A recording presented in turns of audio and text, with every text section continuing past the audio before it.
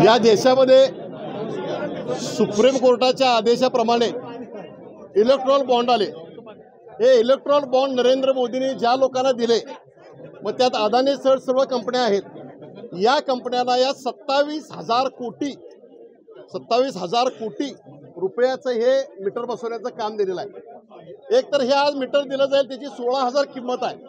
पहिलं 3,000 शासन भरतं आणि नंतर जे जवळजवळ 12,000 रुपये हे ग्राहकांना भरावे लागणार आहेत। आणि म्हणून आम्ही या स्मार्ट मीटरला प्रखरपणाने विरोध केलेला आहे। या ठिकाणी आज शिवसेना उद्धव बाळासाहेब ठाकरे पक्षाच्या वतीनं मोर्चा काढून इथले चीफ इंजिनियर काटकरला सांगितलं आणि अदानी ग्रुपची अदानी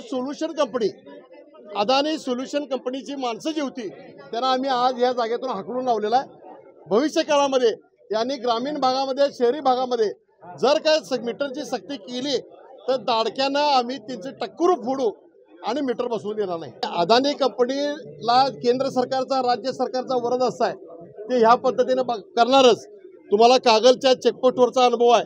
साधारणपणे 10 कर्मचारी होते आणि 10 कर्मचाऱ्याला या राज्य सरकारनं 2,000 पोलीस तैनात केले।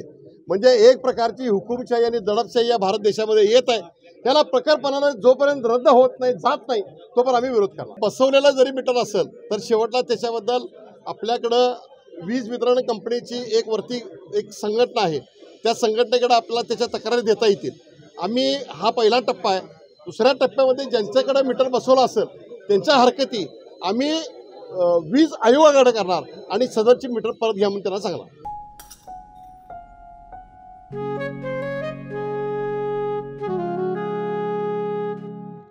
बाबा आज येताना बासुंदी घेऊन या ना। अगं कालच आपण आईचा वाढदिवस होता म्हणून आणली होती ना। ऐकलं, गोकुळची बासुंदी पुन्हा खावीशी वाटतेय। खरं सांगू, मलाही खावीशी वाटतेय। पुन्हा पुन्हा खावीशी वाटणारी गोकुळ बासुंदी।